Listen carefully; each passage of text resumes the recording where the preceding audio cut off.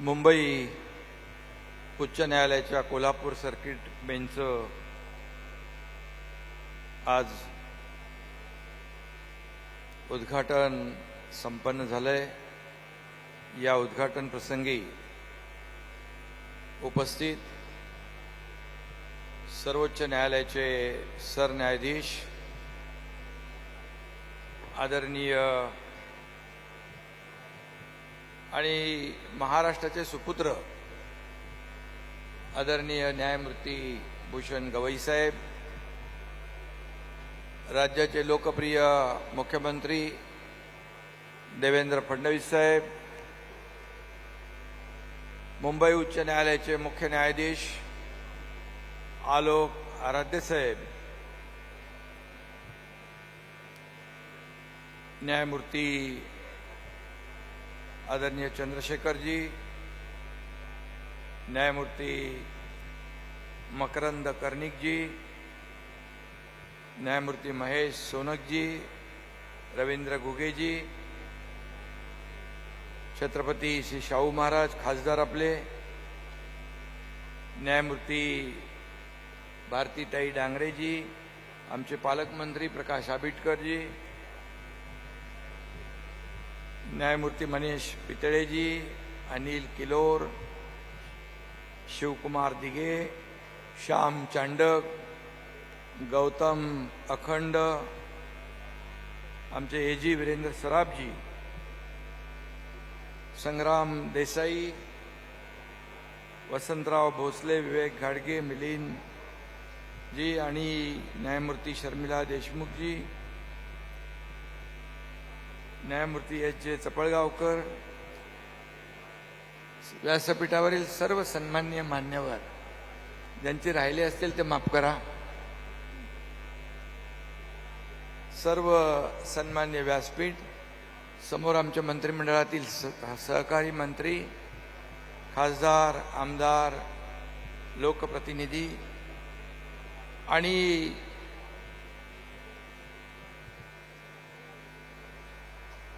एवढ्या मोठ्या संख्येने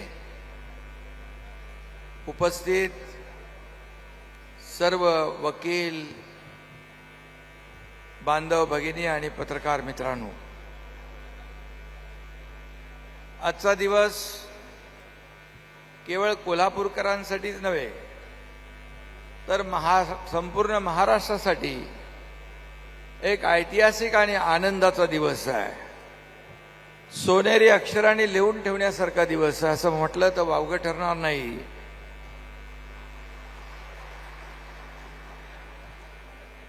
कोल्हापूरसह 6 जिल्ह्यातील वकील आणि पक्षकार गेल्या जवळपास 40-42 वर्ष ज्या क्षणाची वाट पाहत होते, तो क्षण आणि दिवस आज अखेर उजाडला आहे।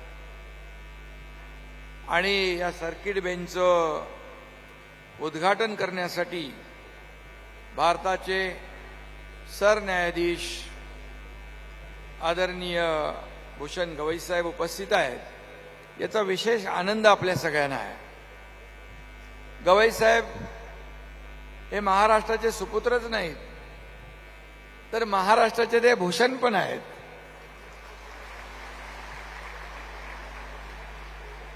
संविधानाचे रक्षण करते म्हणून त्यांनी सूत्र हाती घेतली।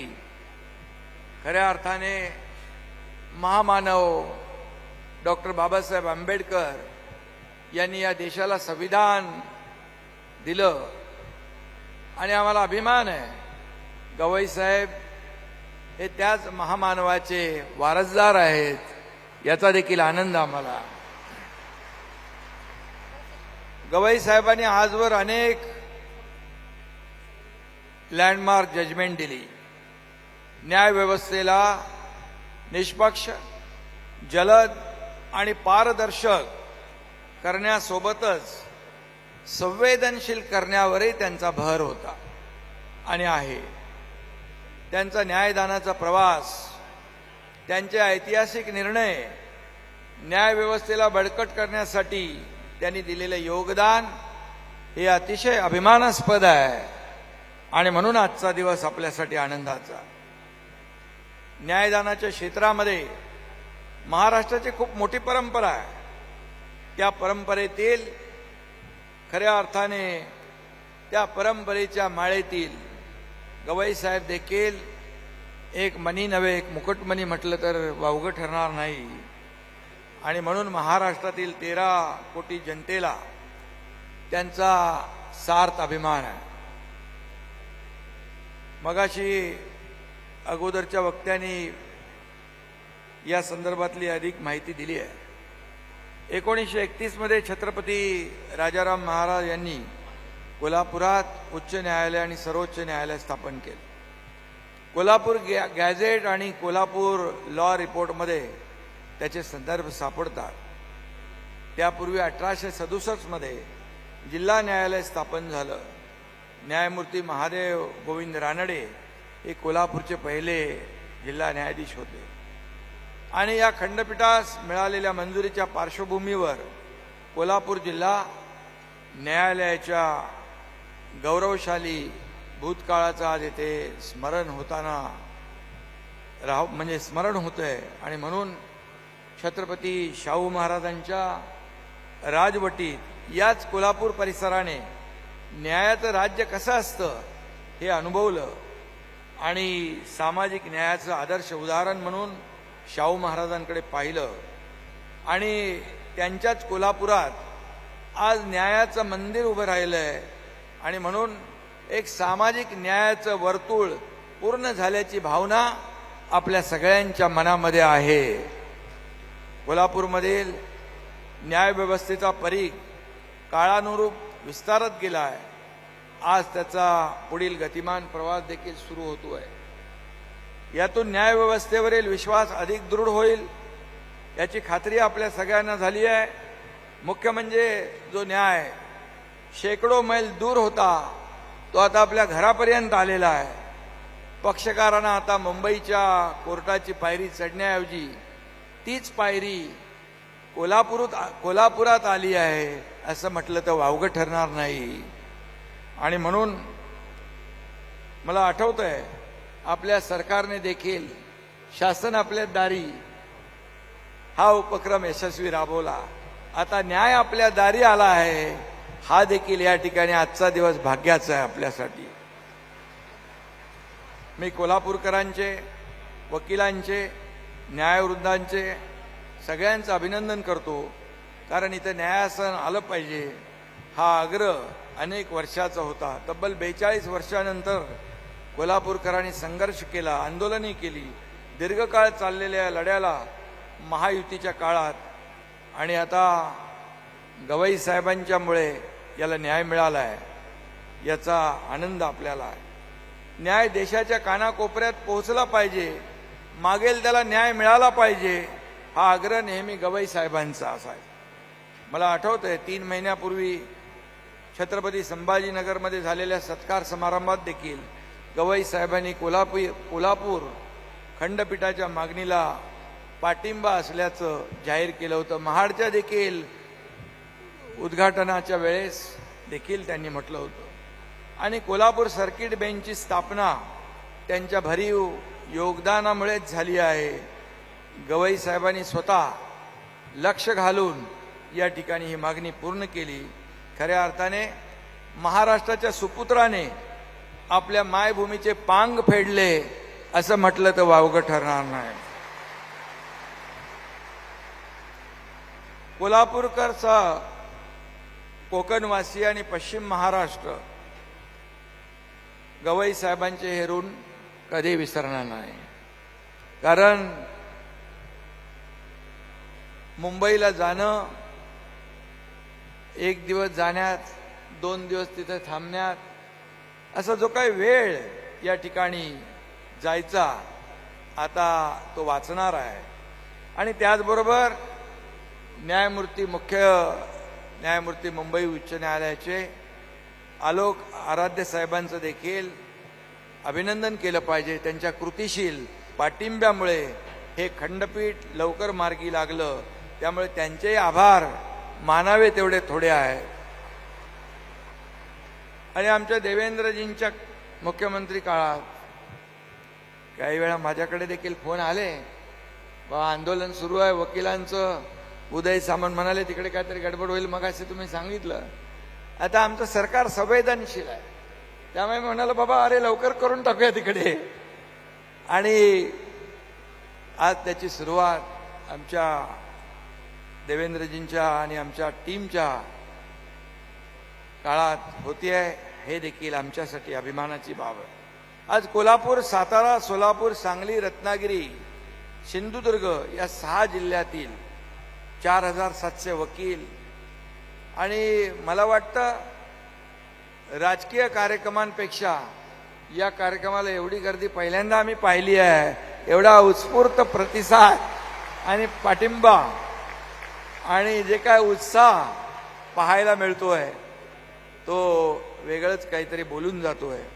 आणि म्हणून हजारो खटले, 500-600 किलोमीटर अंतरावर असलेले हजारो पक्षकार यांच्याशी या खंडपीठाचा संबंध येणार आहे. आणि जवळपास 6 लाख प्रलंबित प्रकरणांचा निपटारा इथं होईल. पश्चिम महाराष्ट्रातील नागरिकांना त्यांच्या कोर्टातील कामकाजासाठी वारंवार मुंबईला जावं लागणार नाही. आणि म्हणून मी मगाशी म्हणालो या ठिकाणी वेळ वाचेल आणि आता न्याय प्रक्रिया अधिक वेगवान होईल, पक्षकारांचा वेळ आणि खर्च वाचेल, शासकीय यंत्रणेवरचा भार कमी होईल आणि सर्वात महत्त्वाचं म्हणजे सामान्य पक्षकारांना वेळेत न्याय मिळेल, हे सगळ्यात महत्त्वाचं आहे. आणि म्हणून या प्रलंबित ज्या काही खटले आहेत त्याच्यामध्ये न्याय तर मिळेलच, आणि शेवटी न्यायालय पक्षकारांच्या सोयीसाठी असतात. अशा वेळी कायद्याची विकसित पद्धत अथवा प्रशासनाची चौकट महत्त्वाची नसते. आणि म्हणून मगाशी काम सगळं बघत असताना आपण जे जुनं न्यायालय आहे तसंच हेरिटेज त्याचा लूक ठेवणं आणि कोर्टाच्या इमारतीचं काम देखील अतिशय उत्तम झालं. आणि म्हणून सार्वजनिक बांधकाम विभागाचे मंत्री आमचे शिवेंद्र बाबा आणि त्यांच्या टीमचं देखील मी मनापासून अभिनंदन करतो, कारण अतिशय उत्तम दर्जाचं काम या ठिकाणी पाहायला मिळालेलं आहे. आणि आता त्याचं सातत्य आपल्याला टिकवायचं आहे. आणि म्हणून न्यायालयाच्या वेगवान कामकाजासाठी अशा इमारती आवश्यक आहेत. आणि जवळपास देशात माहिती घेतली तर 5 कोटी खटले प्रलंबित आहेत. 1,80,000 खटले 30 वर्षाहून अधिक काळ प्रलंबित आहेत. मोठ्या संख्येतील प्रलंबित खटल्यांचा निपटारा करण्यासाठी वर्षोनवर्षे जातील, पण गवई साहेबांनी जो काय धडाका लावलेला आहे त्यामुळे हे खटले लवकरात लवकर निकालात निघतील आणि लोकांना न्याय मिळेल. आणि मी हेही सांगतो, गवई साहेब आमच्याकडे कॅबिनेटमध्ये जेव्हा तुमच्या कोर्टाचे विषय येतात, इमारतीचे असतील नाही तर आणखी कुठलेही असतील, आम्ही एका सेकंदाचाही विलंब लावत नाही, ताबडतोब मंजूर करून टाकतो. कारण शेवटी हा न्याय सर्वसामान्य माणसाला मिळणार आहे आणि त्यामुळे इन्फ्रास्ट्रक्चर पण पाहिजे. आणि म्हणून गेल्या आपण हे सगळे जे काय गेल्या 10-11 वर्षात आपण जो काय आमूलाग्र पाहतोय आणि पक्षकाराच्या न्याय व्यवस्था दारापर्यंत ही केवळ घोषणा कागदावर न राहता ती प्रत्यक्ष अंमलात आली पाहिजे, यासाठी आम्ही प्रयत्न करतोय. मी जेव्हा मुख्यमंत्री होतो तेव्हा देखील आमच्या टीमने जे काम केलं आणि आता देवेंद्रजी आणि आम्ही तेच काम त्याच वेगाने पुढे नेतोय. मला आठवतंय की जून 22 पासून एकूण 32 न्यायालये स्थापन झाली, त्यात 14 जिल्हा आणि अतिरिक्त 17 न्यायालयांचा समावेश आहे. कोल्हापूरचं हे खंडपीठ देखील त्याच प्रयत्नातून या ठिकाणी उभं राहिलं. हा देखील या ठिकाणी आमच्यासाठी अभिमानाचा बाब आहे. आणि म्हणून आता मगाशी आबिटकर म्हणत होते पालकमंत्री शेंडा पार्कमध्ये देखील जी जमीन आहे, मुख्यमंत्री महोदय त्या बाबतीमध्ये सांगतीलच. शेंडा पार्क या ठिकाणचं जे आपली 75 एकर जमीन आरक्षित केलेली आहे तो देखील न्याय मिळेल. आणि कोल्हापूर खंडपीठ सुरू झाल्यामुळे मुंबई उच्च न्यायालयामधले मोठ्या प्रमाणावरचे खटले कमी होतील आणि न्याय फास्ट ट्रॅकवर मिळेल, ही आपल्या सर्वसामान्य जनतेची अपेक्षा आहे, ती पूर्ण होईल. आणि त्यासाठी कार्यक्षम यंत्रणा अस्तित्वात असली पाहिजे आणि म्हणून आपण सगळ्यांनी मिळून त्यासाठी प्रयत्न करतोय. न्याय देण्यासाठी न्यायपालिका आणि न्याय यंत्रणा आहे आणि म्हणून मुळात सर्वसामान्य दुर्बल, गोरगरीब आणि उपेक्षित घटकांना सामाजिक न्याय मिळाला पाहिजे, ही भावना आपल्या सर्वांची आहे. आणि म्हणूनच त्यासाठी गवई साहेब, आम्ही महायुतीच्या सरकारमध्ये अनेक कल्याणकारी योजनाही राबवल्या आणि सर्वसामान्य शेवटच्या घटकाला त्याचा लाभ मिळाला पाहिजे यासाठी आम्ही प्रयत्न केला आहे. उपेक्षित घटक मुख्य प्रवाहात आला पाहिजे, त्याच्यावरचा अन्याय दूर झाला पाहिजे आणि डॉक्टर बाबासाहेब आंबेडकरांना अपेक्षित सामाजिक न्याय मिळाला पाहिजे यासाठी आम्ही प्रयत्न करतोय. आणि म्हणून कायद्याचं राज्य टिकवणं, न्यायाचा वसा पुढे नेणं ही कुणा एकाची जबाबदारी नाही, आपल्या सर्वांची सामूहिक जबाबदारी आहे. आणि म्हणून न्याय व्यवस्था ही लोकांचं एक आशास्थान आहे आणि भारतीय जनतेचा न्याय व्यवस्थेवर दृढ विश्वास आहे आणि तो विश्वास, ती आशा या नव्या खंडपीठाच्या माध्यमातून अधिक दृढ होईल अशा प्रकारचा विश्वास बाळगतो आणि गवई साहेबांचं मनापासून अभिनंदन करतो. जेव्हा जेव्हा ते महाराष्ट्रात येतात तेव्हा तेव्हा खूप आनंद होतो. एक महाराष्ट्राचा सुपुत्र देशाच्या सर्वोच्चपदी सरन्यायाधीशपदी बसलाय याचा सार्थ अभिमान आणि आम्हाला गौरव आहे.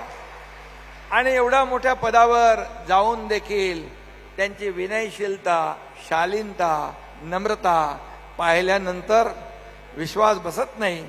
परंतु त्यांना जे जुने जुने लोक भेटतात त्यांना नावाने हाक मारतात, त्यांच्यावर फोटो काढतात, असा सरन्यायाधीश आम्ही पहिल्यांदा पाहिला आहे. आणि म्हणून मी पुन्हा एकदा आपलं महाराष्ट्राच्या वतीने मनापासून अभिनंदन करतो, मनापासून आपल्याला खूप खूप धन्यवाद देतो. जय हिंद, जय महाराष्ट्र. एबीपी माझा, उघडा डोळे बघा नीट.